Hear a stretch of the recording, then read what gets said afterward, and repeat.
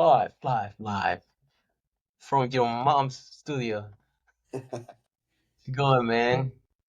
I was going pretty good. How are you? Doing good, man. I'm really excited because March Madness started last week as far as like for wrestling.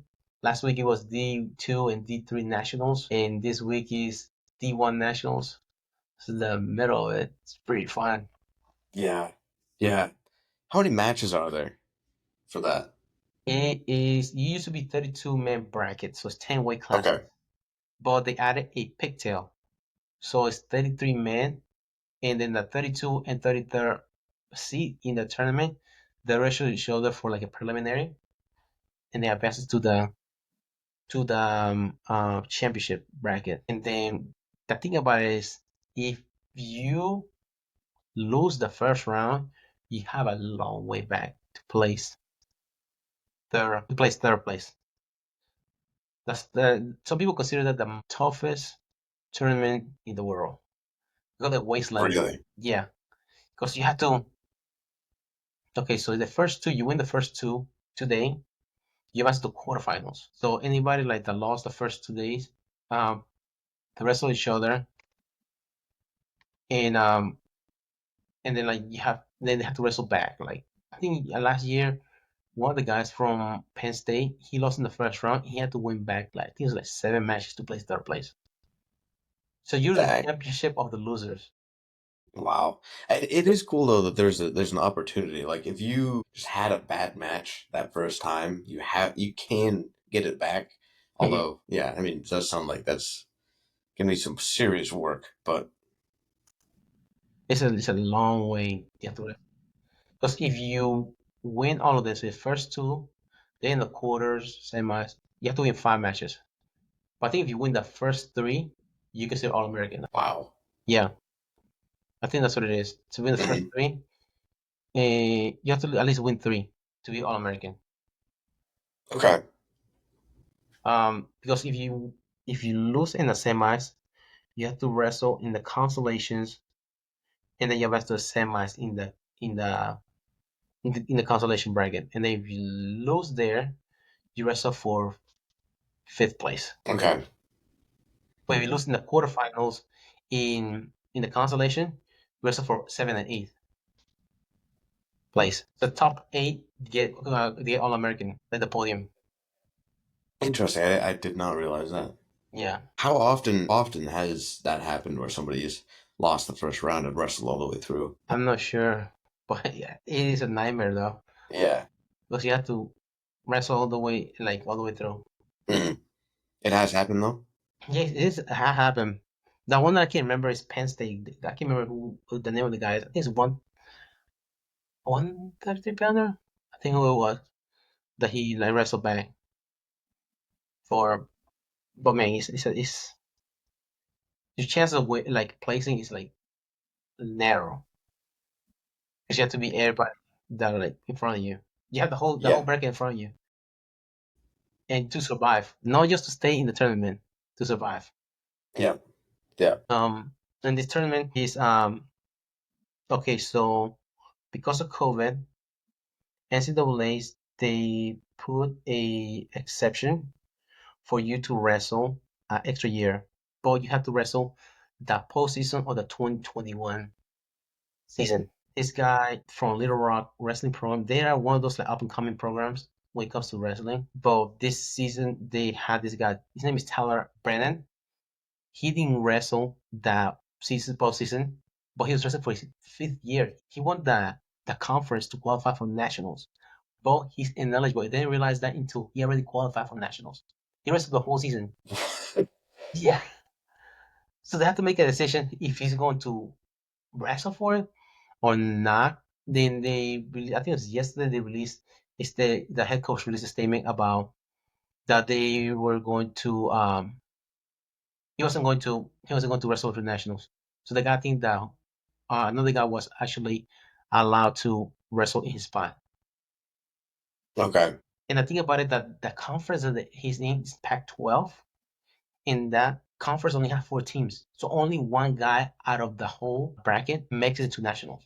Anybody else don't make it. That's some crazy stuff going on in wrestling. Yeah. He made it the national as a super senior, but he's ineligible. He was supposed to be wrestling anyways. Wow.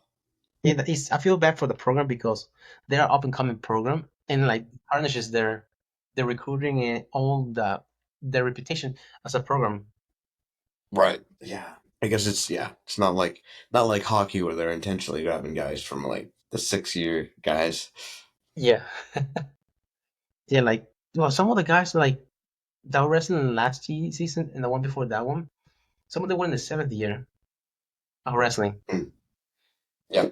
So like, what? Usually you go to school for your bachelor's. Like, how many degrees do you get out of there?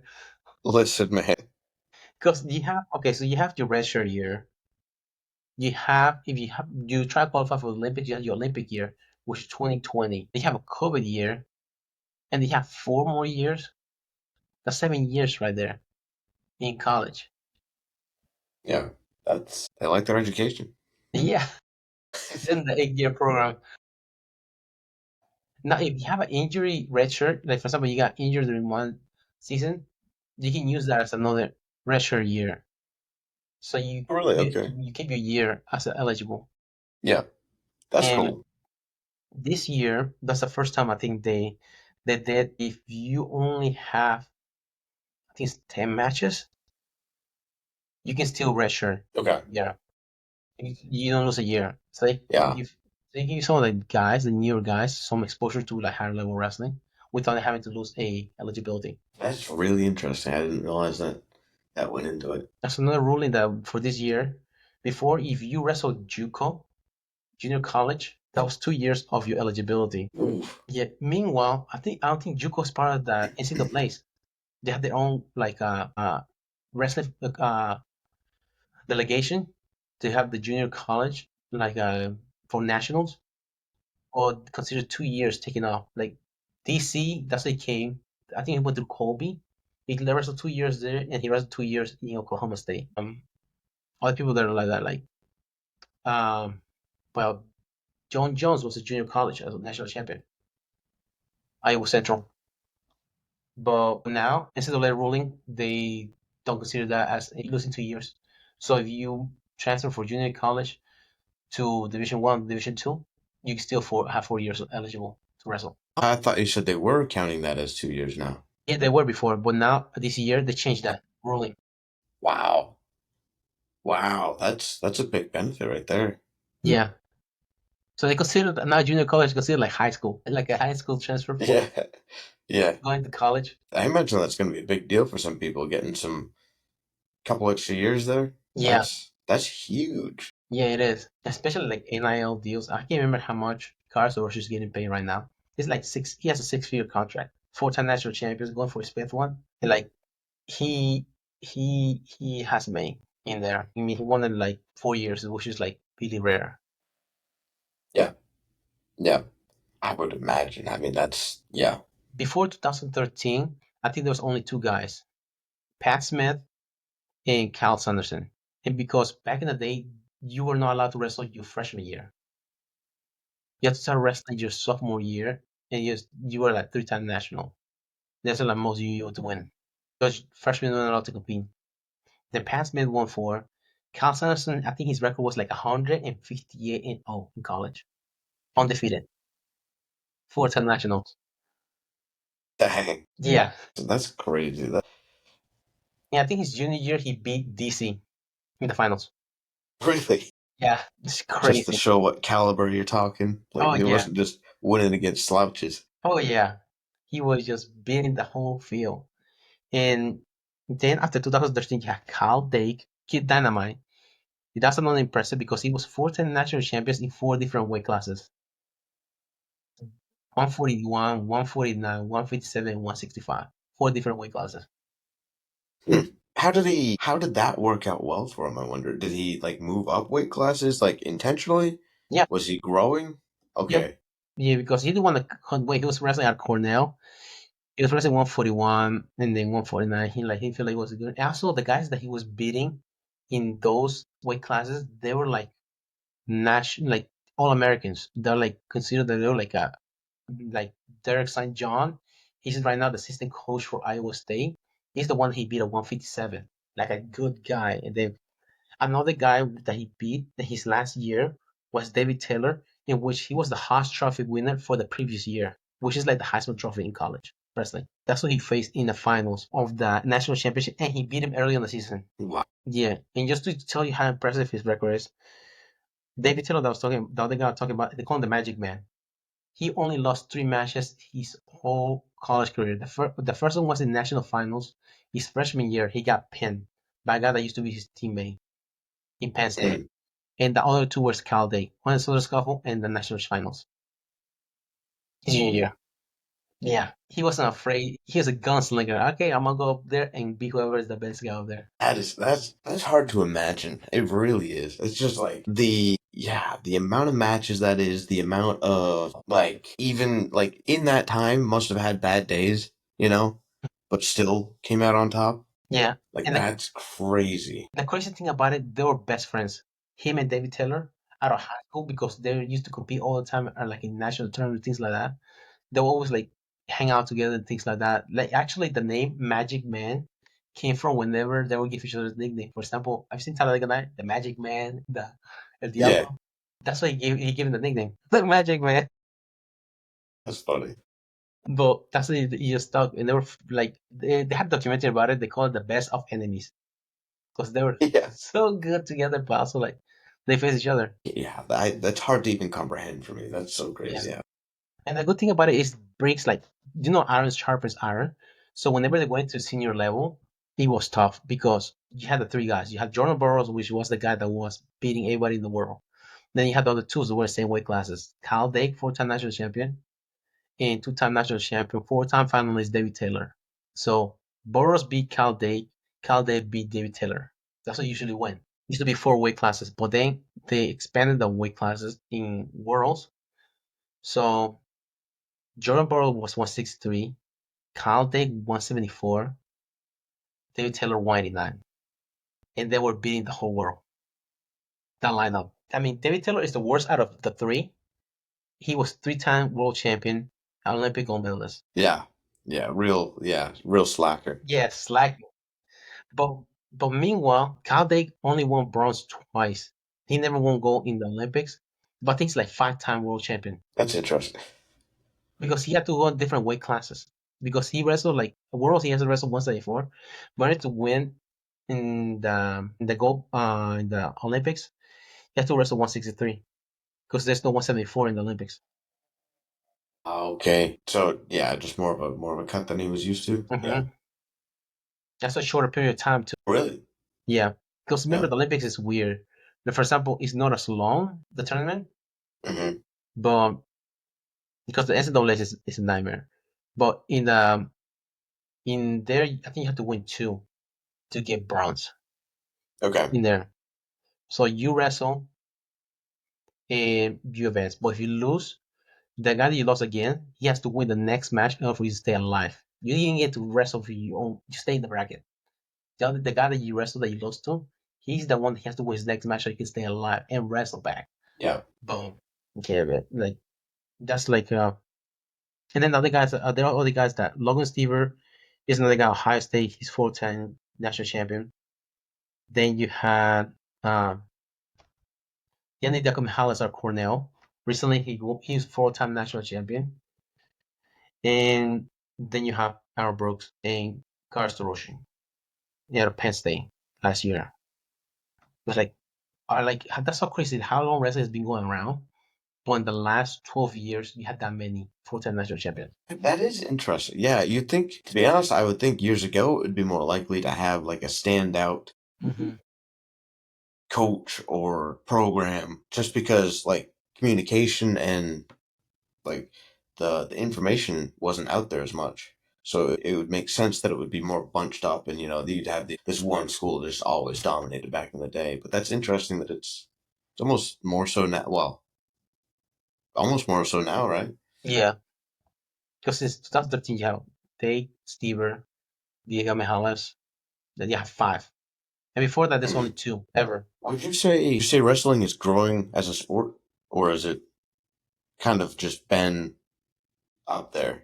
I think it's more exposure now and there's like um more moves and things like that that go like as far as like wrestling moves, but they're usually known as that sport that's in the shopping block in case a like a sports they have to make a decision which team to cut because of budget.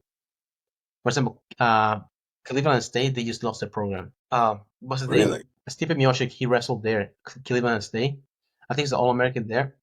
And he was trying to like root so he can like bring that team back, but they still cut the team. Their wrestling team, their women's um, softball team, and I think women's tennis, they were cut. That's cool, but it is tough. Like that's actually a battle that is like fighting for like wrestling because usually it's the one sport is in the shopping block because it doesn't get as much exposure unless Right. you are a wrestling fan Right. or you are involved in it. Now, well, there's a conversation I was having with my wife that told her that having girls in wrestling is good for the sport because girls are more likely to bring more viewers. Also, all those girls that are wrestling are going to be wrestling mom and more than likely put their kids, whether it's a girl or boy, into wrestling because they learn from it. Yeah, that has blown up quite a bit in the Hmm. past few years. Yeah, the past few years because it was a sanction in many states. So as far as like girls wrestling, but like I can remember it's like 10 times it has grown like uh, girls wrestling over the last um 2 years actually, which is good because you get more exposure to wrestling, more people bring it in there. And girls bring a different atmosphere to wrestling as far as like charisma and things like that. But girls, when they scrap for keep. You can tell when they're in the tournament, it's like, dude, they're emotional. There was like, I went to a tournament recently. This girl, she was so emotional. She was like in between like eye periods. She went to the trash can, threw up, put her headgear back on, and went back to wrestling. Dang. Shit, it was crazy, man. Wow. Yeah. Yeah, No, there's no questioning her heart. Oh my yeah. gosh. Yeah, like, and then I think about it was another teammate was doing the same thing, another match. Like, why did they finish this kid in 4 matches? Throwing up in the middle What of do they it. tell them? Yeah, damn. Yeah, but yeah, and girls they go for the pin all the time. Go for the finish. Really? That's what my wife was saying. Like, yeah, girls, man, they go for keep the try kill each other, rip each other's head off. They're not like trying to be spaghetti wrestling over here, just sticking around like boys. They just try to pin each other. Like that's what everybody wants to see. It's true. That's funny. Yeah, it's true. But it is good for the sport of wrestling. And John Burrow says girls are better looking than guys. How with head with their cauliflower ears, busted nose, just like tape True. forehead. True. There's this guy that was wrestling earlier. I think he was going against Kars Toroshi. His nose was broken so bad that he kept bleeding. That they taped his face around his nose like a mummy, so he could keep wrestling. Oh my god. Like wow, like dude, if that happened in your first round of the tournament, how you gonna wrestle the rest of the tournament? With it taped? Crazy. Walk like that Egyptian.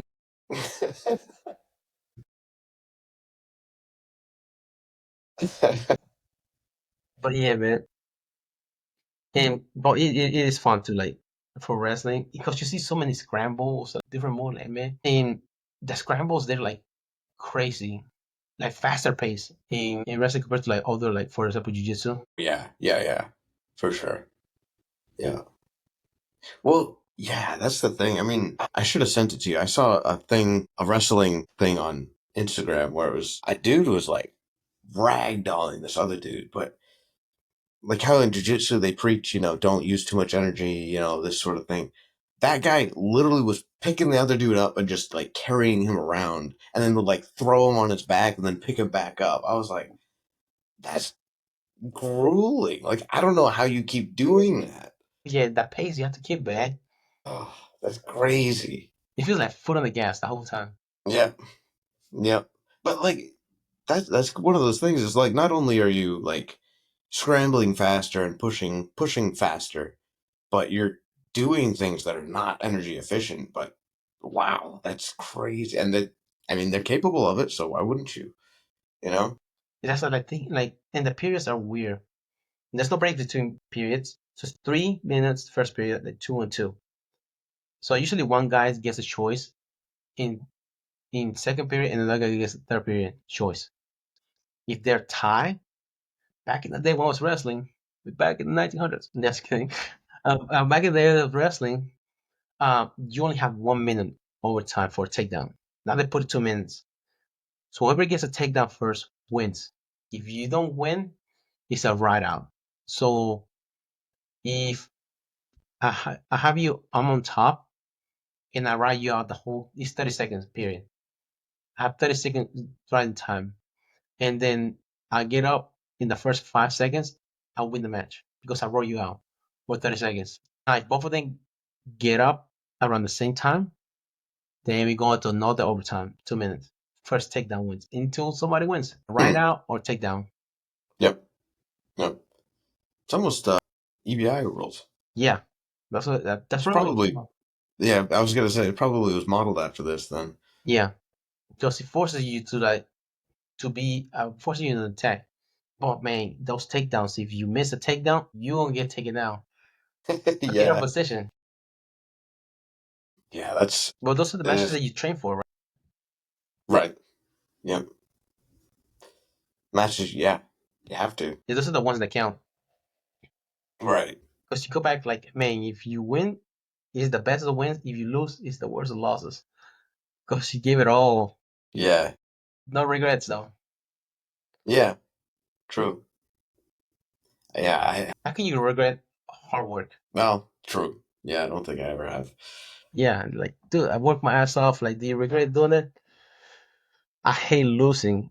I hate that outcome, but I don't hate that I work my ass off because Right. you gonna come out better one way or another Hmm. out of that situation. That's like for in school, you work so hard like to learn something for like in school, and then your ass forgot you were studying the wrong topic. Yeah, done that before. Like I learned a lot about it. I learned a lot, but I was learning the wrong thing. That's what it's probably Yeah. like Yeah. in life. Just to make sure you focus on what you're supposed to be working on. Yeah. It happens, man. It does. In Ah, life, man. another example would be like, oh yeah, I'm working on the yard, like making sure everything is cool, like so my wife sees it's cool. I forgot to take out the trash and left the freaking bathtub water running and flooded the same house.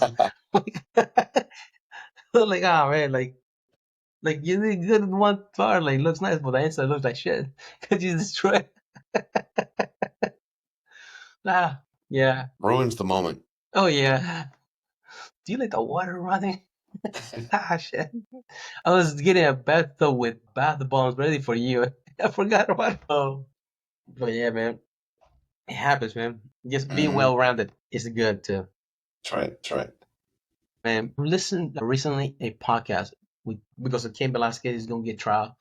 No, it's not gonna get trial. He's gonna get sentenced next week. Kyle Kingsbury, he was a teammate of his, aka. And I know they were teammates when they were junior college and teammates when they were Arizona State wrestling. Okay. Wow, they're like together for a while, but they were like teammates. Back in junior college, but Kyle Kingsbury said he did it for because he was a football player, and then he used did wrestling for a supplement to get better at football. Hmm. But Cain Velasquez, he was two-time All-American when he wrestled at Arizona State. In that team, Arizona State, they have a lot of MMA fighters. I don't know if you heard this guy, CB Dalloway, Ryan Bader. Him I have, I think. Um, who else came out of there? One of the coaches, I think Aaron Simpson, that's his name, came out of there. Like a lot of like guys that came out of Arizona State wrestling. They became MMA fighters. I wonder what that is. I'm not sure. And then they became teammates, aka. I mean, look at the guys they had at aka because he was there aka before aka was aka. Uh, Josh Thompson was there. Um, Hero Melendez, Jake Shoes used to come down there and train from time to time. Uh, DC, Khabib Nurmagomedov, Luke Rockhold, uh, Mike Swick, Josh Koscheck. Who am I forgetting? John Fitch. Yeah. That's quite a longer list. Phil Baroni, we don't talk about that guy though. Phil Baroni, he was also AKA. Okay. He kills what his girlfriend. He makes a memory talk about him. He was coked out of his mind. She was cheating on him. He was like coked out, and then the cops came in there. His girlfriend was in the bathroom, dead in the bathtub. He's been trial in Yeah. Mexico, Yeah. but he's out of AKA as well. Mm. But yeah, it's a wild guy. Just got those connections. Yeah. But also he looked like one of those guys that he was like crazy guy. He made like a pro wrestling type of guy. He used to wear short shorts, like jean shorts, like short jean shorts, one like just like a pro wrestler. Yeah. That's funny. Yeah, man. Well, yeah, man. Now I don't know if you want to talk about Cain Velasquez Yeah. situation on Segway. That's a good segue. Yeah, because he has a. You want to talk about it? No, you go for it. So like Cain Velasquez on 24th of March, he has a sentencing for attempted murder of the case. So what happened was, a relative of his was being molested in daycare that he was going to. The guy, the big on his name, it's a piece of shit. His name is Harry Goularte Jr. He's the one, and then when he found out, he chased Harry in the streets, and he was trying to shoot him, kill him. Like he was shooting at the car. He struck the father of the Harry. And the fucked up thing is that Harry, his parents were running the daycare in which that incident was happening. The chances are that all the kids that were involved as well. It's fucked up. That is. But because of Cain Velasquez behavior and he struck somebody above that, and he's being a trial with attempted murder. He did some prison time while he was waiting for trial, but he pleaded guilty. And currently he's just waiting for sentencing, which is attempted first degree murder. That's what he was charged with. This happened in February 2022. Yeah, wow. It's a brutal situation. I mean, really, I don't blame him at all. To be honest, it's probably honestly the right thing to do. Yeah, because the guy is free now. The other guy, Harry, he's Hmm. free now for like the case. But meanwhile, Kim Velasquez is waiting trial, and he's gonna be That's taken away from his craziness. kids because of it. And everybody that you talk to, like, yeah, it makes sense. He will do that to try to kill that guy Right. for doing that. Because I mean, he was getting away with it. It's messed up. It is? Yeah. Fuck. Really hope they, take that into account Mhm. for the sentencing. Yeah, he was recently like in his in the Kyle Kingsbury podcast. He was in Tim Kennedy's podcast, and also I think Rampage Jackson podcast too, talking about it. Hmm. So I mean, everybody like you talk about him. He's like you should have said introvert. He's like a one of those guys that he grinds all the time. I mean, he's sparring sessions with DC will be a main event anywhere. Yeah. DC speaks well about him too. Like he calls his brother. Hmm. And I mean, he's sad that he's going through, but he said he's willing to. He's he's willing to pay for the price of the sentencing because he said what he did wasn't right. He acted out of rage, but it's understandable what he did. It's understandable, but not the right thing to do. Right. Right. He said it should have taken justice in his own hands. Mhm. Oh man, it's rough. That is. Yeah, I'm just reading up a little bit about it, but yeah. I mean, he doesn't do any justice when he shows up to court and then like, see his picture of him when he's fighting. What's the tattoo is on his shirt, on his neck? See what it says? I had it just now. Pride? Brown pride. Brown pride. My God, this is a gang member, Yeah, for real. but he like He competed, I think, 2006 to 2019. After that, he went to pro wrestling. But 2019 was a rough year for him because his mom died in 2019, and so did his brother die in 2019. Yeah, so it's rough for him. Yeah, I think that's probably what made him like retire from MMA because MMA takes Yeah. a lot of you. Yeah.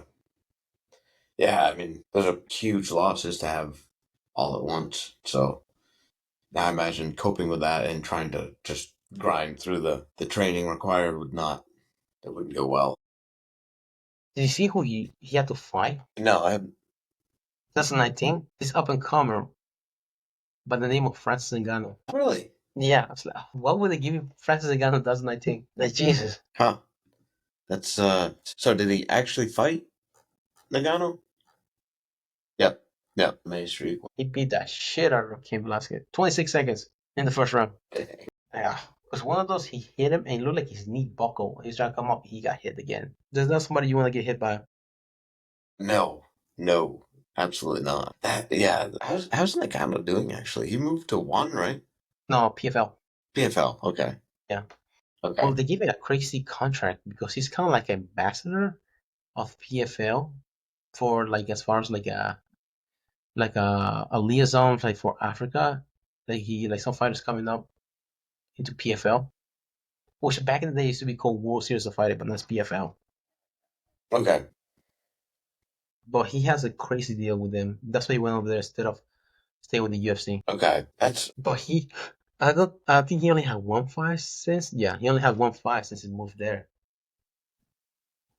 His last fight in the UFC was 2022. His first fight in PFL was in 2024. interesting. Yeah, I thought I hadn't really seen much of him lately, and I guess that's why. Also, he lost a child along the way between there and there. Mm, yeah. Yeah. That's probably why he took some time off. Yeah, I would imagine. He's had a couple boxing matches. Yeah, Tyson Tyson Fury. Fury. I heard about the Tyson Fury, but Anthony Joshua. I don't remember. Yeah, I think Joshua pissed him up. Really? But yeah, he knocked him out. Second round knockout against Anthony Joshua. That's another one of those. I think hard to cross into sports boxing. Mhm.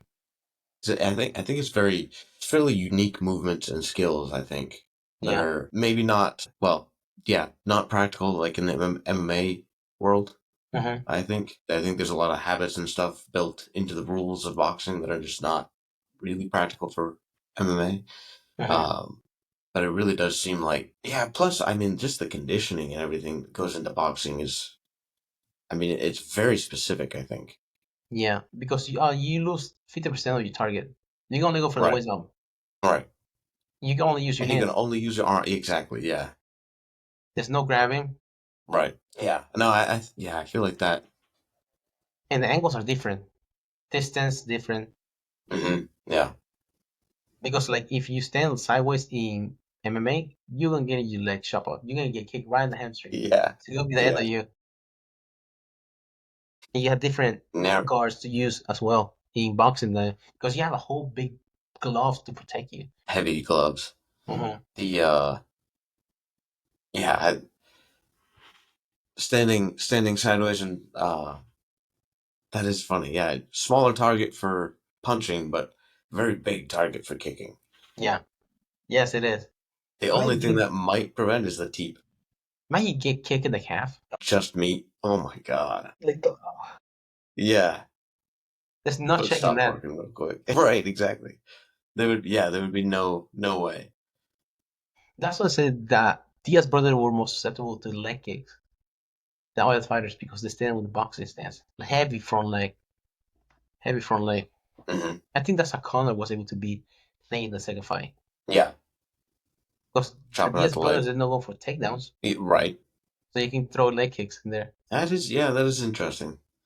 The Diaz Bros have a kind of a traditional jujitsu Yeah.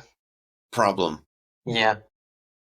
Yeah, most of the striking comes from boxing. What was that? Most of their striking comes from boxing. Mm-hmm. Especially for Nate. Nick has some kicks. He has an axe kick, he like all the kind of kicks. But Nate does not. I think Benson Henderson chop his leg off like that.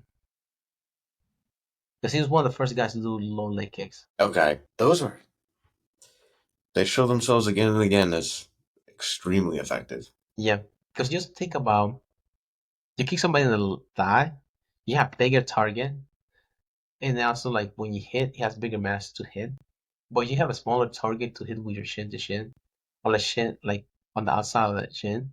And if you do that, it turns off the foot in which they're planting. It makes a big problem Right. because it takes away the footing. Yeah. Yeah, for sure. I mean, yeah, that's one of those things too. Is like if you really conditioned your shins for that, like if you have better conditioned shins than the guy you were fighting, it doesn't matter if he checks as much because the shin to shin hurts a lot. Yeah. And so you get to choose between that kind of pain or the I'll let him hit my calf this time and then eventually shuts off the foot. Like, oh my gosh. I remember, yeah. I've done, yeah. That is brutal. That hurts so much. I've seen the video. Somebody sent on the group. Like those guys are kicking each other's leg, like leg kicks, and one of the guys he broke his leg. I don't know. I remember that one. And like they were just like instead of like power slap, they were kicking each other's leg. One will kick the leg, the other will kick the leg, and one of those the guy. Yeah, yeah, yeah. I was like, dude, like for some reason I thought he hit the guy's kneecap. If you hit somebody's kneecap, your chin is gonna be fucked. For some reason, it hurts so much. You're getting hit in the kneecap, but like you hit it like on just the right place, it'll break your shin. That's happened to I think that's happened to Wyman. Really? Yeah. Yeah, that is crazy. Which is Yeah. worse, when they break and snap, or when they plant it? Which is more gross? I feel like, honestly, the planting probably. Yeah, I think it's planted because you break it and you know it's broken, but it has to pierce the skin. When they plant, that's when the bone comes through the skin. It's a flip. And I think about it. I didn't think about how it makes things more complicated. Until like my wife, she broke her arm, and then like when I saw like Alex Smith, the football player, when he broke his leg. When he broke his leg, he was in the field and he was broke through the skin. So you already have sweat, you have the germs, stuff like that. Take into Yeah. considerations to the bacteria that can get in your bloodstream. And also if you like tear an artery, you're not taking time bomb without like you gonna bleed out on the place.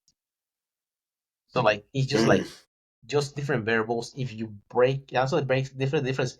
You break it like this, yeah. compared to a spiral break. A spiral break is like a fracture is hard to put together. You have to like Right, right. Because it kind of splinters things. just that like alone because once you break it, once you hit, there's not so much trouble of like it's still trouble, but like just break, snap, and then you go into place. They can, but once you plant that and your foot just turn, Hmm. that's just makes things complicated. And then it comes through the skin. That's even more complicated because Hmm. you have to Yeah, take care of a wound and also take care of the fracture bone. yeah. That. Ooh, yeah. I remember there was a basketball player when I was in high school. I remember that he like jumped up and like planted one leg, and it just snapped underneath him, and he like held his leg up, and the bone was sticking out. Was it in college or was it in high school? I thought it was college. I think it's Louisville. I think you're talking about. It's a player from Louisville that when Yeah, he planted, yeah, the bone was sticking out to his front because it was a chin. It wasn't. yeah, yeah, yep. There's not much bone. I mean, there's not much muscle in the front of the chin. You just skin there, Right. so the bone just sticks right out. Yeah, there's nothing to protect it at all. Yeah, Yeah, that is nasty. yeah. I see another one like I think during the summer league. His name is Paul George, the basketball player, and they're playing. You can tell summer league because it was a place where they'll have the basketball on the from the ceiling or like they usually do. This one was like a post right under the basketball. And he tried to dunk, and when he dunked, his motion kept going. He put his foot on the bottom part where the post is, and his leg just because all his way went in there. His heel got stuck at the bottom of the post, and his leg just went back all his way. Broke his leg Oh right there my during the summer god. league. Like, oh shit. Mm. Damn it. Just like that. Yeah. Yeah, just like that. Which is Oof. a game of pickup technically because it's summer league. Right. Right. Just getting that extra practice in, but Yeah. You could be like Craig Jones, just no practice. yeah, You don't take it serious. that's right. That's why. That's why you should do it. Yeah. But man, those are crazy. Which do you think is worse, leg fractures or arm fractures in jiu-jitsu? Leg, Yeah, I think. it's weight bearing. Exactly. Yeah. The arm you can kind of get away with, but yeah, the leg I think is way worse. Mhm. Because it takes away your footing, like trying to stand up, nothing. Hmm. I mean, you break an arm, like you win it by points, you stand up. As long as you don't get taken out, you're good. Yeah. Yeah. Yeah. That's the thing. Like you break an arm, like you can get up and you can cradle it yourself. Mhm. You break a leg, there's none of that. The best you can do is drag yourself. But some guys they still compete with a broken arm or like a separated shoulder. Just Jacare, I think he did it against Verdum. Hmm. Leandro Lowe, I think he did it against Buchecha at Worlds. Yeah. Yeah. You just put his arm inside the gi and tie the belt and keep the arm inside and compete like that. Crazy. How much money are you winning in Worlds for you to compete? It's not much. It's really not. I think it's more for the clout than anything. Yeah, because there's no sponsor back then or nothing. Mm-mm. Yeah, to each their own. I don't think I'd see myself doing that. Yeah, it's wild. You can be showing up to a tournament like and be having like pins and plates like Batman. Just how many injuries you have? How much is too much? There's some crazy jujitsu dudes out there. There's no doubt there. Yeah, they're like Gumbies because everything is broken. Yeah, yeah. Man, speaking of injuries, not all the injuries that take tolls, but we don't see them till late. CTE. That What's one's yeah, that's a serious one. how was CTE stand for? Cranial traumatic encephalopathy. Traumatic.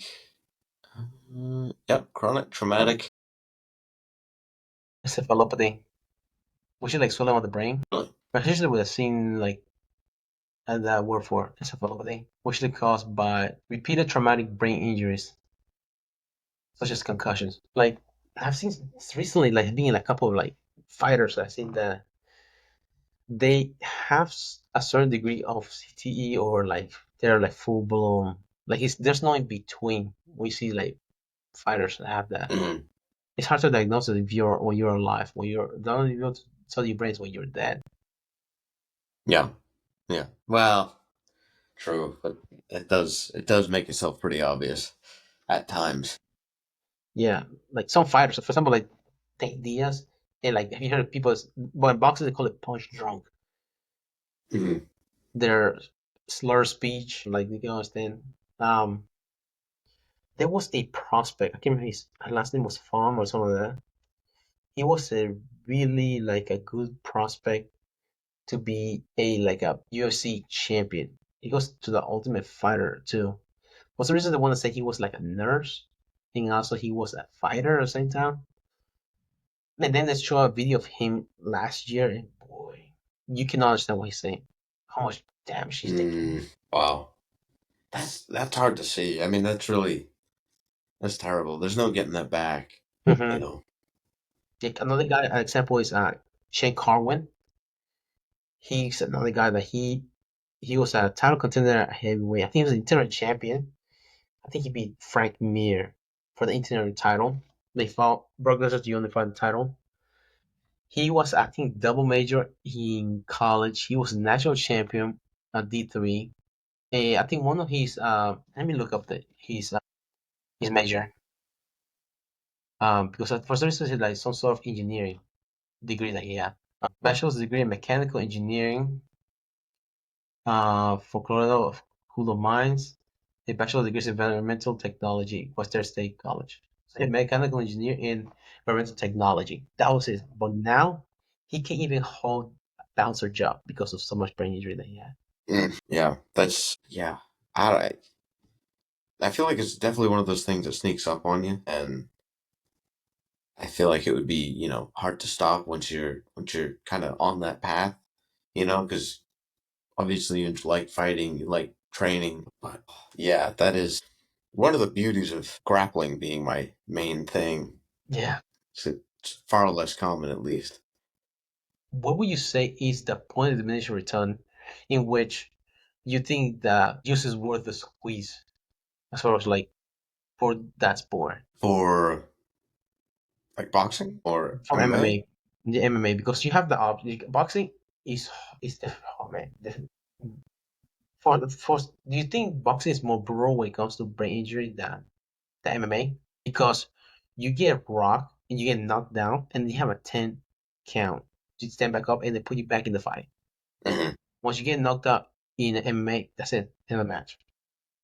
Right. I hadn't really thought about that. I mean, the fact that it is exclusively striking versus, having other routes to go might also be something, but I don't know. It could be. I mean, you see, like Mike Tyson. Mike Tyson clearly took some hits. I mean, he's not saying he's not the worst I've seen, but, Mhm. he definitely took some Also, his career hits. wasn't that long too. I saw there like boxers stay in the game for too long. Yeah. Like Vander Holyfield stay for a long time. Well, the other, especially I can think of is Bernard Hopkins. He was like a old, like in his 40s, he was like fighting still as a boxer. Though he looks pretty cognitive and lucid, not like other boxers stay too long. But also, he was known for being a defensive boxer as well. Yeah, that's a big, big difference. Like Muhammad Ali, he didn't take that many hits, right? I don't know a lot about him, but I thought he was pretty. He didn't take some fights. I still look at the guys he fought. George Foreman. He hit like a Mack truck. What's another guy that he fought? Fraser, Joe Mhm. Fraser. It's another one like he that like the heavy hitters that he went against that he didn't get hit much, but heavyweight when you get hit by somebody, you get rocked. So those think about it like have you heard the analogy of a punching ticket? Of a punching Like ticket. those punch tickets, whenever you do some war, like you get like someone punches tickets for like you get so many stars, you get a free ice cream. Those puncher tickets. Okay. Yeah. You think about like that, but like you have a small puncher, like you make smaller, but if you have like bigger hole puncher, that's not like heavyweights. So less room you have available in that ticket. That ticket is gonna run out much Yeah. faster than you Yeah. go for a smaller. So just think about it like once you run out of ticket space, that's your brain right there, Mhm. and your brain cells don't grow back like that. Right. Yeah, I mean, it really is. It really is crazy. It seems it's funny how there's some people who go like a lifetime, make a professional career, and come out and at least maybe that's the problem. Maybe I'm too far away, but it looks like they're not that affected. They don't have major CTE or anything. But I know like several fighters up in Maine that I trained with that they'd been doing it a long time, but like they never made it anywhere. It wasn't like a full time job for them. But like I would say they had more CTE than because it just they were kind of like always on edge, like always ready to snap, and like even rolling with them, there was this like I don't know. I knew I had to watch myself a little bit because like if I made this guy mad, he probably would try to hurt me type deal. Uh-huh. Well, is that one of the symptoms for CTE, in which your frontal cerebral cortex is the one that usually take the most damage? I think the pituitary gland is also takes a toll in which is a fight or flight response of your body. So like you do things compulsive, but you don't really take up the consequences of those actions you were going to do. It's like a short fuse type of behavior. Right? Yeah, Also, when you say those people that you were talking about, what kind of trainings were they doing when they were coming out? That they're like, it's a good question. To be honest, most of them I wasn't really a part of their like full routine. I was only there for the grappling, so mhm, it's hard to say exactly. I would hazard to guess that they, probably weren't training the best. Mm-hmm. You know, because I've heard a lot, like with striking and stuff, that you don't, that it's kind of a dumb idea to go full on 100% with your training partners. Mm-hmm. Like, there might be times to do that, but it would be very rare. It's equivalent like if lifting weights maxing out every day. Yeah, You can't do that. yeah. Especially when you do things in which you get injured, the part that gets injured does not recover at all, especially your brain. I think Bass Rutten is another guy that's a striking example. It seems like he seems a reasonable person as far as striking, but he said whenever they will spar, they won't go as hard to the head, but they'll go hard to the body. That makes sense. That you can condition, that you can recover from. Mm-hmm. Yeah, keep yourself from being shut down by being hit hard. Like Mm-hmm. that kind of experience would be very valuable. But Yeah, that's what he.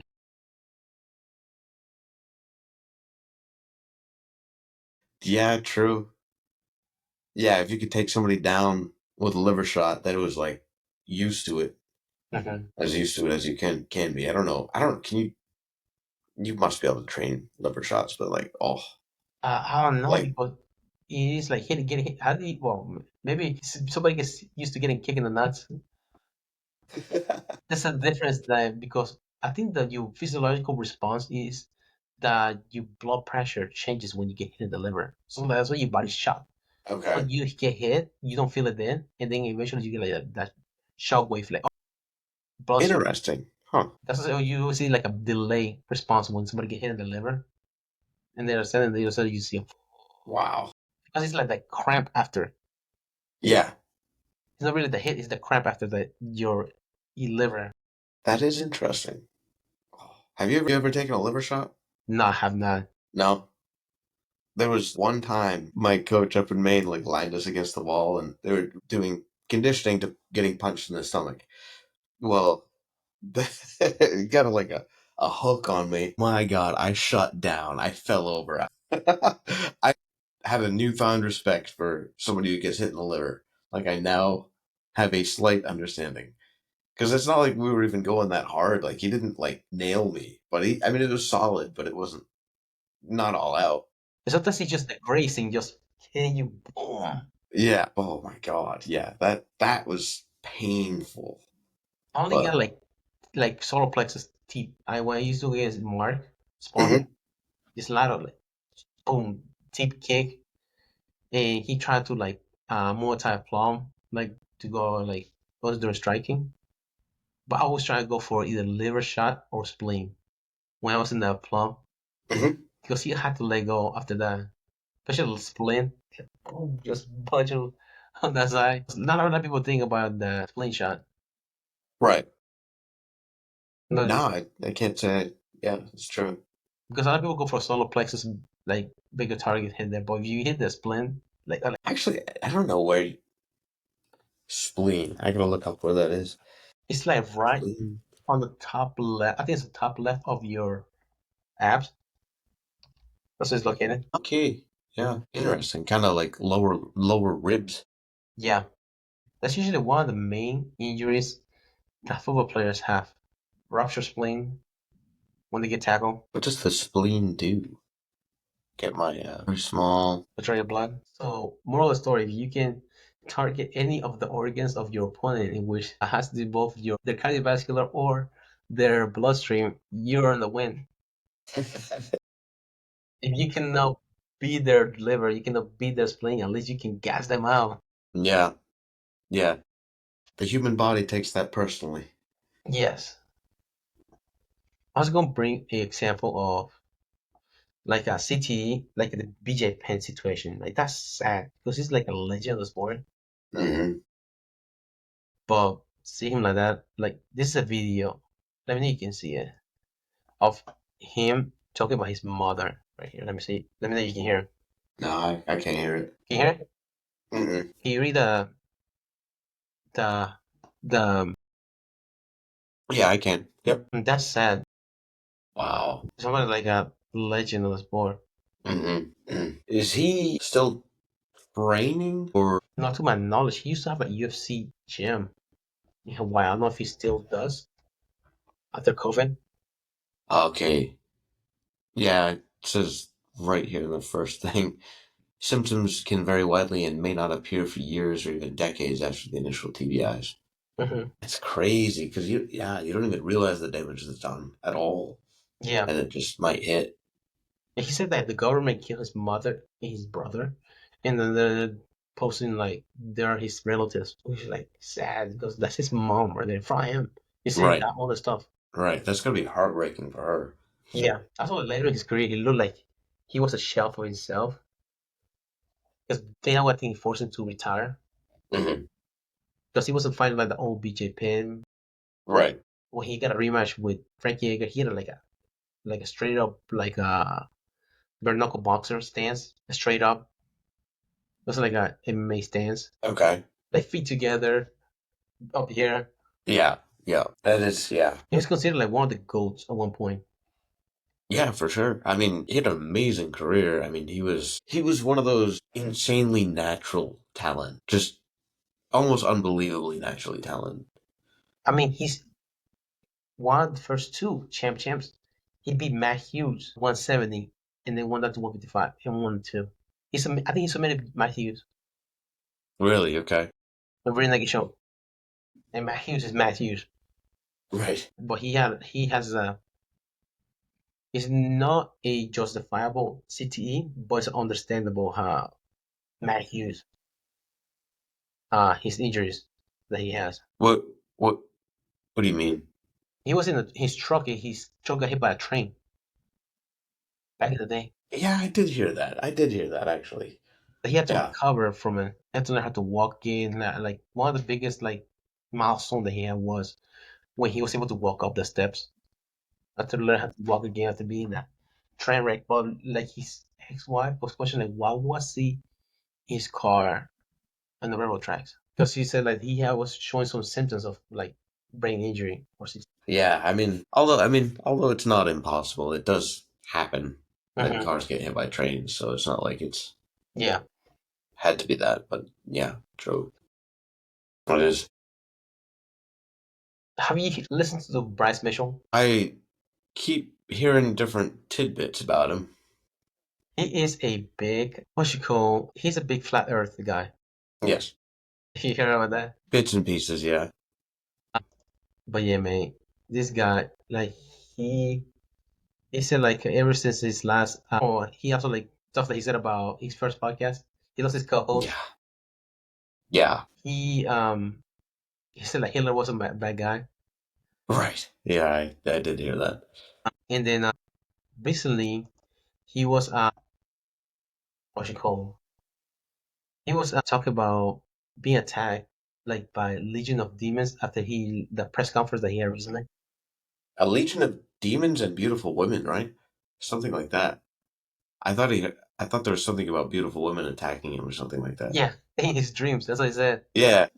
Yeah, he's like, like to like, yeah, beautiful woman with big titties and luscious ass attacking me in my sleep. Like, no, you man, that's just you, man. Yeah.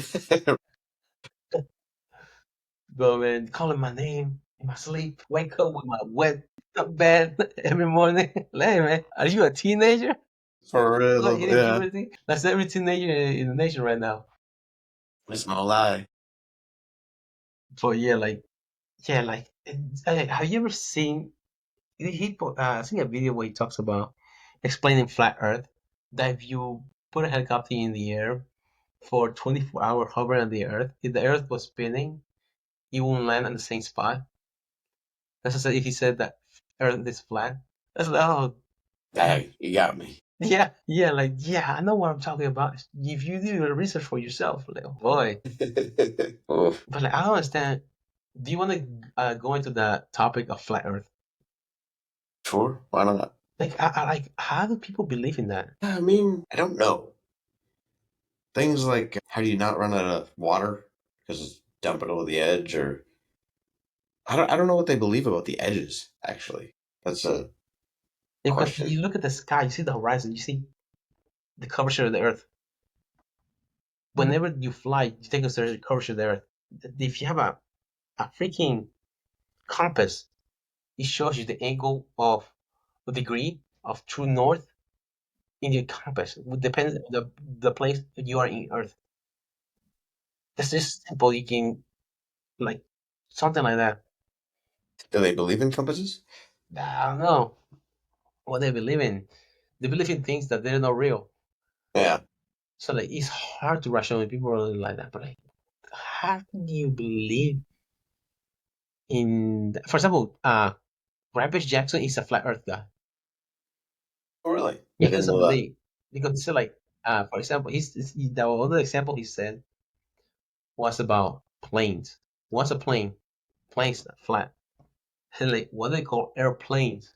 Like not because it's plane, it's because you have to be flat where you have to land probably. That's what they call airplanes. But yeah, how do you believe it's a city or is it just plain dumb? Yeah. I mean, definitely for some people it's not CTE, but I think like all the people that go into space, they take a picture of Earth that's around it and they make it up. well, I've heard actually like I've met more people that believe we've not made it to space than I have flat earthers. Yeah. Space, like out of the Yeah. atmosphere, not just Correct. like outer space. Talk about just outer stratosphere because outer stratosphere is just considered in outer space. They just they don't believe we made it to the moon or anything like that. They think that was all just put on. What's his name? Neil deGrasse Tyson talks about that, like the moon landing. At the time of the moon landing, it will cost more money to do like a CGI or like a made up like a moon Mm. landing than it will be to go to the moon itself. That's funny. It's like I hadn't heard that, but that's funny. how hard is it to replicate the gravitational pull of the moon on Earth? Just that simple. It's hard to like you cannot shift gravity unless you have to like be able to like get really really high and Mm. drop really really fast so you can like be Yeah. able to get that. No, you have to like acceleration due to gravity. You have to actually do terminal velocity for you to like be zero gravity. So like it's hard. At the time they were not doing that. Yeah. Yeah, I mean things like the tides and the sun and moon disappearing. Hmm. Yeah, what are those? I don't know. How about time zones? Right? Yeah. Time zones. It's as simple as that. Yeah. True. That's the thing though. I feel like there's some people that just like so made up on something. There's you can come up with some excuse for something. Like you could take these people on a flight around the planet and they would say, "Oh, it's just a simulation." You know what I mean? Like there would be something. Yeah. So you mean to tell me that your ear pop is not simulation? Your physiological response Hmm. up to the different pressure of altitude No, is they just pressurize the cabin differently. No, it's craziness, but you can explain away anything with. you have a look into that's what it is. You don't understand. That's right. That's right. Do you think well there's a saying that conspiracy theories exist because they can drag you into their subject matter because they know more about it than you do, and that's how they can win an argument. You say that's why they exist? Yeah, like what that's what they are around like, because of the conspiracy. They're like, okay, let's talk about this, and like, God, yeah, I'm more right than you are, and because you don't know about it, you're wrong. So like, Yeah, yeah, I can see that. you know, a cool thing about science, you don't have to believe in it for it to be real. Hmm. Yeah, That's the difference. yeah. I don't know. There's yeah, a lot of questions that arise with the flat Earth. Hmm. I'm genuinely curious what they think is at the edges. Yeah, How is the Earth not like just like crumbling off into the void or whatever? yeah. There's somebody else like somebody else like posted something on Twitter about many flat earthers believe around the world. It's like read the sentence again. Wait a second. You cause the flat earth around the world. There's, you have to take that out your vocabulary. You're a real flat earther Yeah, because there's that's no funny. around the world where there's earth that's flat. Yeah, it's hard. And he also another thing he said about gravity. Gravity does not exist. The only reason why the gravity you feel that there's no gravitational pull. The only reason we stay on Earth is because dense mass, because we're more dense than the air, and that's why we stay on the ground more than like. What? What about That objects is that? gravity. Yeah. What? So like that's the reason why we stay like grounded. But how about objects that are lighter? How do they still drop to earth, to the ground? That's crazy. If you fill a balloon with air, you throw it out a window, and it falls. How dense is that really balloon? It might take longer for it to hit the ground, but it still hits the ground because of gravitational pull. How do satellites in the moon work? They stay in orbit to Earth without gravity, and they are outside the atmosphere. Yeah, true. That is, I mean, that's true. Do they not like telescopes either? Apparently not. Explain that away? Because I mean, you can see the moon. That's pretty round. That's obviously round. Every night Every night. it comes out. Even during the daytime, you can see it sometimes. Right. Yeah, and I don't know. Yeah, it's crazy. Now another example. You see a lunar eclipse. Do you see a line or do you see a circle? During lunar eclipse, it's a circle, right? Because the shade of the Earth Yeah. between the moon and the sun blocks the moon. Have you ever thought about that? To them, it just looks like a Minecraft, like Yeah, moon. You know, it's a square that moves in front of the other square. yeah. Oh God, how do you not understand? Like, it's hard to rational with people like that. It is. It is. Do Do you you think think that? Bryce Mitchell's is CTE, or do you think that's he's just like, I think he's just stubborn. He means well, but he's just too stubborn, and he like maybe seeing there's different to city and contrarian. And if you're somebody that's contrarian and like just like a rebel without cause, just to be opposite of what the people say, like you just a rebel without cause is like you have too many things to be contrary about. But if you're like, if there's example like you're like a rebel and you like go against certain things, like oh, that's understandable, like for a cause. But if you like a rebel without a cause, just to be a contrary, just to be against everybody else, and I'm not example for contrarian and but like going gravitating towards like people that are against it. Gordon Ryan. How many times you like to argue with politics stuff? Like, dude, it's not really that serious. yeah, Like, right, just yeah, if they believe in order, let them be, man. You have to like argue, you have to pick a fight with everybody. yeah. No, yeah, he likes being the bad guy. I think. Do you think that's is he trying to stay relevant or because he's not competing currently or what's the deal? I mean, some people just do have super strong opinions and Hmm. feel like their opinion has to be heard. I don't know. It's hard to say. Hmm. I have a hard time believing he feels like he needs to stay relevant. I think he's cocky enough that he, Hmm. you know, I mean, he is relevant. Yeah, There's, that's it's valid. hard to argue that, but But I was wondering why does he do it? I don't know. Because he doesn't have to do that. Right. I've seen a clip of Joy Diaz is Yeah. the comedian. He's like, man, I don't know why everybody has an opinion of politics nowadays. Nobody talking about ass. Nobody talking about women nowadays. Everybody's a fucking politician. Like this or that. Like, no man, a woman back in the day. Nobody talks about that anymore. What the hell is we going into? Like, What is fair wrong enough. with this place? I know, right? I'm sorry, but it's America. I went to jail for prison as a felon and come back for nothing. Yeah, like that's true. Like a lot of people like to argue about politics, just like that, like not like enjoying life instead of like just Right. trying to misery each other. Yeah. But Yeah, I know. That's not my thing. But it takes so much effort too, right. like to do Yeah. that. There's so much based around it. I feel like a lot of it is just for media companies, I think, That's because true. they make money off controversy. So it's something that it's really easy to make other people hate each other. And there's your controversy.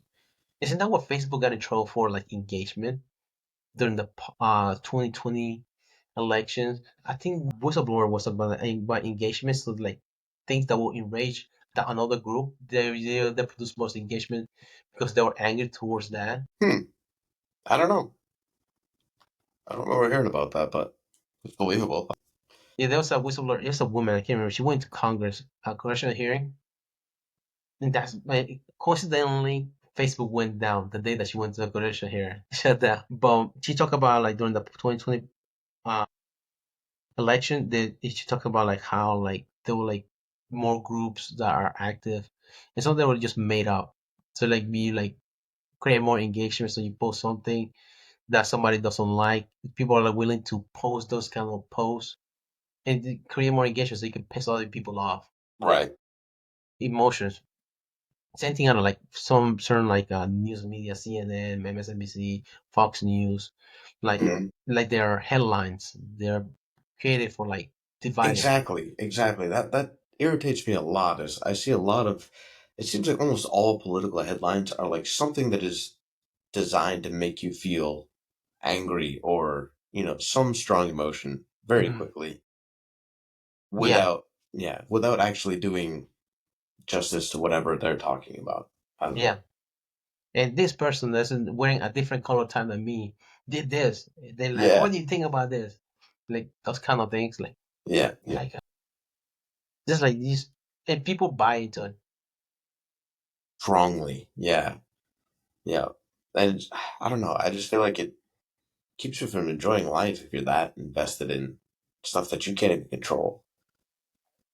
Is it like feels like after the COVID like 19, and like it seems like more like more see more the people like that because a lot of people's freedoms were taken away during that time, and also like it's the mentality of tribal with sports just like moved into politics to a certain extent, and it is and yeah, I agree with that person. Yeah, like, I agree with them. It becomes like a it just become it went from like a rumor into echo chambers, which people just regurgitate other people's information, what they heard from things that they agree on, just like the flat Earth thing.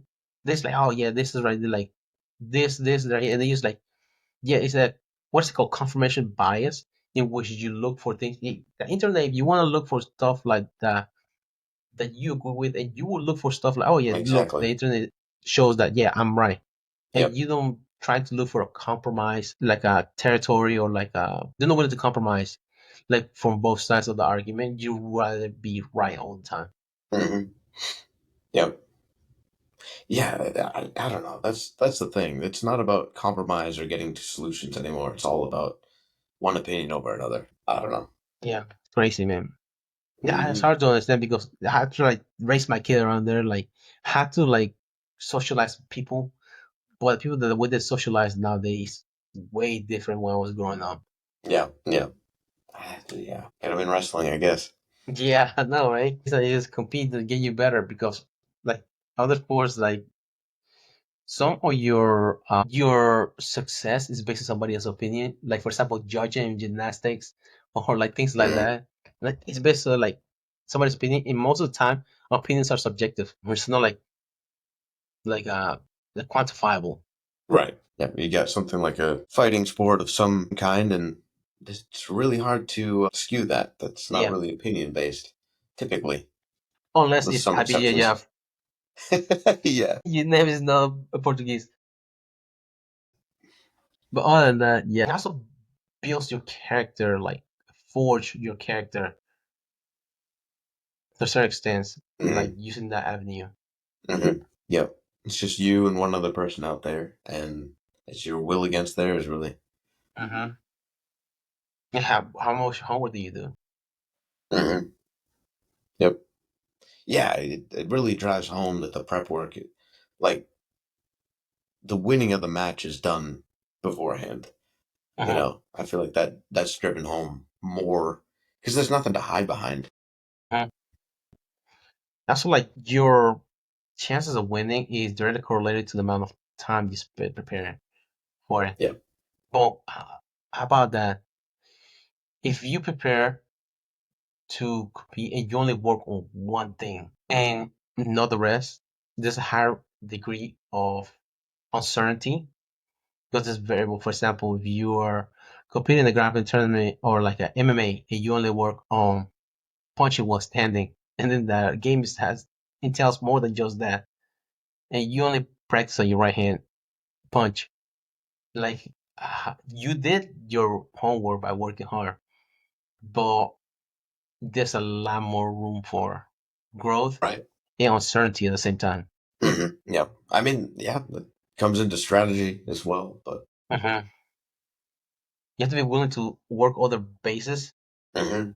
but also work on your craft at the same time. That's like a dichotomy of the training part. Yeah. I mean, it does seem like a lot of winners though have their very strong thing that they do, you know. Mhm. Usually like guys who like win a lot or consistently, it seems like they can compete in different areas, but really they get their strength a lot of the time. I mean, there's some guys that are just good at everything, it seems like, but Mhm. So for example, Dean Lister, Joko talks about him. Dean Lister known mhm, for his leg locks, but he say if you go to him and ask about a move, he'll be able to break it down to you because he knows the moves mhm, of like does have not to do with leg locks. Because he's worked like so much time, mhm. my time that he spent. I thought about that a lot with like Gordon Ryan as well. Mhm. 'Cause I feel like he could probably break down about any move, Mhm. even though he's got his strong suits. I feel like he probably knows a much higher level of detail of stuff that is not his game than a lot of people have of their game, Mhm. just because of the level he's at. Yeah, it's good not to be the target facility because it also helps you better. Kind of like a student in school. If you only focus on being good in math, but you don't like pay attention to other uh, subjects, you won't do well as a student. Mhm. Yeah, that's true. I mean, yeah, I mean, school forces you to be well rounded. If you want to do well, then you have to do well at everything. Mm-hmm. Yeah, a lot of colleges, whenever they look for applications, look not just for your what you do, but also like extracurricular activities and other like groups and things that you have done, like Hmm. other than just school. Be able to like apply it yourself because most of the time the class that you're doing is more like a obedience test, not like forcing you to think outside the box for Yeah, yourself, yeah, which is more practical in real life. yes, So don't be one dimensional in life. right. It's okay to be a because there's that like the other side of the coin is jack of all trades, master of none. Have you Yeah, heard that? yeah, But you want to be good at something, hmm, but also be able to be well rounded in other things. right. Not just be like a complete ignorant to things. Yeah. I mean, you know the full saying for that one, right? No, Jack of all trades, master of none, but still better than a master of one or something like that. I haven't heard that. It's got a whole yeah, it's a whole thing in there, but Yeah, because like for example, if you like jujitsu, let's take it to jujitsu. If you only teach somebody just to attack a body part and just like ignore the rest of the body, yeah, it's like that person will only be good in that part of the body, but whenever they're able to get to that part of the body, their jujitsu game is negated. hmm, yeah, So they're like target fixated right, yeah. when it comes to competing. Yeah, I mean, I feel like yeah, it does help sometimes. I think to have more aspects to the game, just so that you have another option in case they shut down your main option. And that's the beauty of the game. Be able to interchange from positions to different submissions. Okay, so jack of all trades, master of none, but oftentimes better than a master of one. That sounds about right. Yeah. There's one of the things that you don't read the whole thing. The first of all, like acres, analogy that don't fly too close to sun because your wings melt. But also, you fly too low to the water weigh you down, and you crash into the sea. It's kind of like a medium. Right. I always got to find that balance. Mhm. I think that tends to be the hard part though, because I feel like it's really easy for a lot of people is just to go to extremes. I don't know. I don't know if that's just like a human instinct or what, but it does seem like extremes are pretty attractive a lot of the time. Because hard work, now they go back to the hard work analogy, in which hard work usually is rewards. So you go really hard, your rewards will come a lot faster. But Mhm. if you're too towards one way, working hard towards one way, something's gonna give. It might not be the rewards that you want either. Yeah, might be a broken down body. Yeah, tell that to wrestler. They have to get knee Yeah, replacements at 30, I believe that. Yeah, I can only imagine. hip replacement, all kinds of stuff. Oh, yeah, hard work does pay off, but also you have to live the rest of your life afterwards. Right. Yeah. Thank you guys for listening. If you like the episode, and maybe if you don't, uh, give us a like and a follow on Instagram. You can listen to us on Spotify, Amazon Music, iTunes, iHeartRadio, YouTube. And you set it up so we are live on YouTube now? Yeah, for now we're live on YouTube for right now. So we're recording and we're going live at the same time. So you willing to listen live or you wanna call in live whenever we're going live? You Welcome want to aboard. see it as it happens? You Yes. got your chance now. Yes. All editing. Raw. Yeah, thank you again for listening. Make sure you like, subscribe, and share. Till next time. Thank you.